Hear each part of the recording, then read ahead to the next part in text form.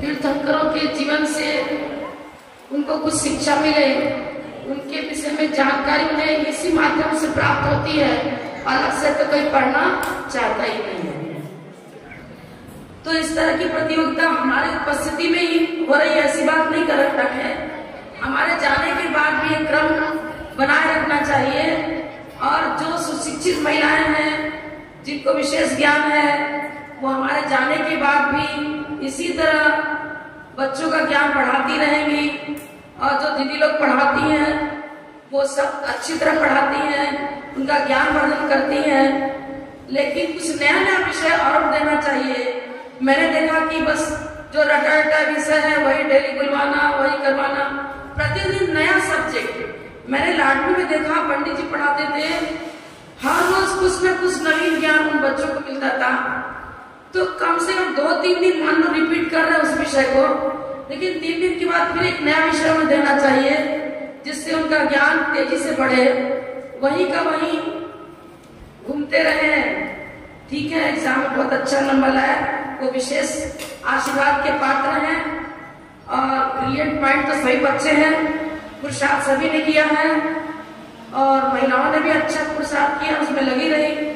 देखते रहे, इसी माध्यम से कम प्राणों का अध्ययन तो हुआ, जीवन चरित्र आपने पढ़ा और अपने तीर्थंकरों के जीवन से यदि हम परिचित नहीं हैं तो हमने फिर क्या किया जन्म लेकर।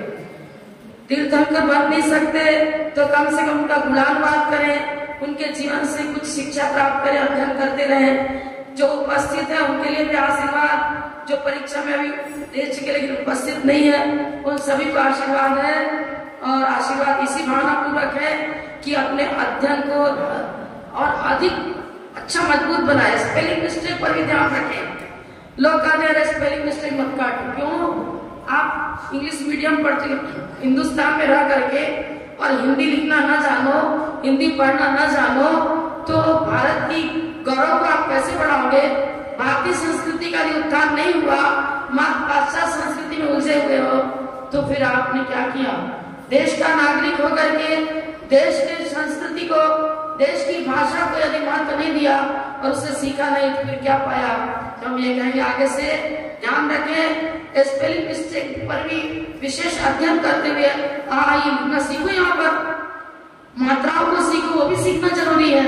और पाठशाला में मात्राएं सिखानी चाहिए बच्चों को कि आ ई किसे कहते हैं, वो क्या है, दो में क्या अंतर है, दोनों ई में क्या अंतर है। स्पेलिंग मिस्टेक, मात्रा, वृष्ट, दीर्घ की मात्राओं का ज्ञान भी कराओ।